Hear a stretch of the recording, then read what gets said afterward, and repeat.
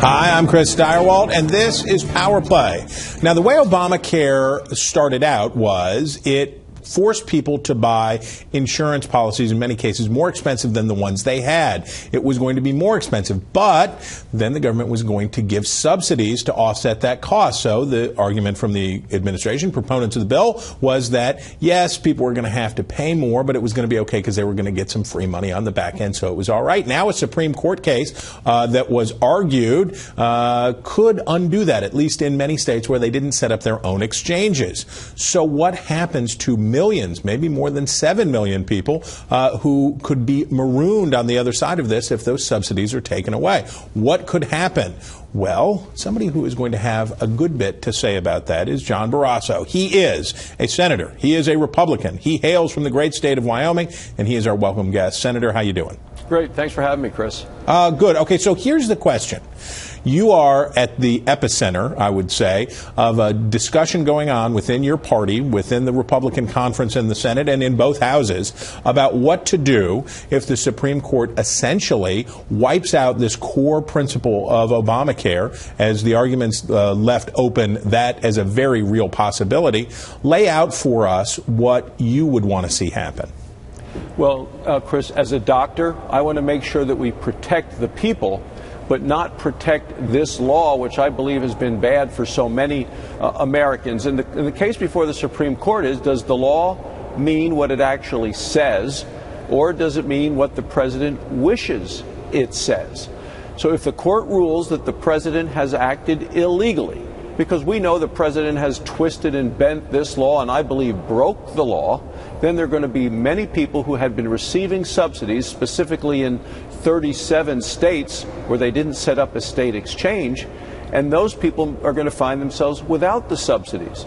So we want to form a transition for those people to help them transition temporarily and then permanently away from the president's health care law into states and local people making decisions about what insurance they need, they want, they can afford, not Washington making those decisions. And that's what we're working with in the Senate now, as the Supreme Court had its hearings and will make a final ruling in about 3 months. Now, what about those who say that even anything that is a stopgap measure, even anything that carries it forward, is a continuation of the federal program, and that what Republicans in the Senate ought to let happen is let it crash, let it go, and then let the governors in the states sort it out and let the states manage the question from here? Well, I would like the states to have the freedom to handle it in ways that doesn't involve the president's mandate that people have to buy this whole list of expensive insurance items. And I think people ought to have the freedom to buy in their home states and shopping across state lines, the freedom to buy what works for them, so that governors and state legislators could make a decision as to if the individual mandate even should apply in those states. If you do what you just suggested, then the individual mandate would still be there. I want to eliminate that. I want to repeal and replace the entire health care law. Let's face it, as long as Barack Obama is in the White House, he's not going to sign that. So this is a transition to get us beyond the Obama presidency to a president who's a Republican, a conservative, who will work differently to actually repeal and replace the law to put people in charge, not the government. Now, in the past, when hardship has been on the doorstep, whether it has been on a government shutdown or other issues, this administration has shown a strong propensity for bringing the pain, because the argument is that Republicans suffer the political cost and the president and Democrats are advantaged in the discussion. What's the political motivation, speaking cynically, I acknowledge, but what's the political motivation for the White House and for Democrats to work with Republicans to engage in even a transition? Why not just maximize the discomfort and hope Republicans fold? Well, I'm going to expect the president to do a couple of the things that you just described. One is he's going to say, hey, single-page bill, just pass this bill that says all of the illegal things that he's done are now okay. And I just don't see Republicans and conservatives supporting what the president is going to force. Then he's going to go and, I believe, try to bully the governors into setting up a state exchange, probably try to find some workaround so it's a lot easier for them to do so. But all that would do is expand the Obama health care law into all of those states and formalize it in those states.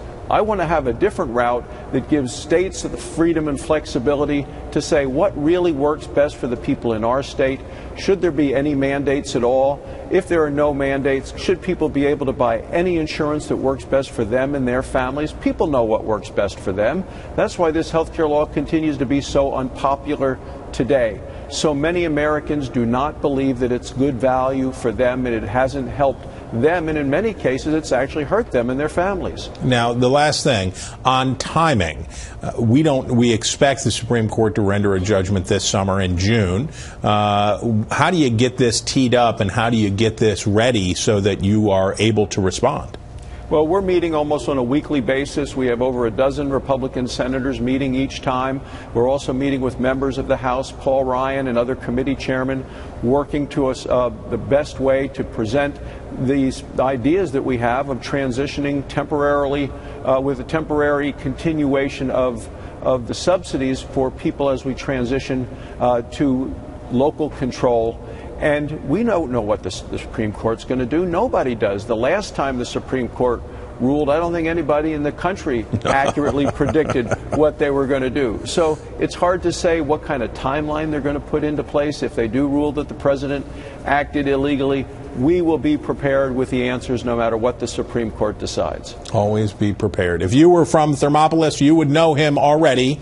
But if you're not, there he is, Senator John Barrasso. Thanks for your time. Thanks for having me, Chris. Have a great day. You too. And you, Internet, you have a great day. Thanks for coming by. And we will be back with more Power Play sometime very soon. We hope you'll check back.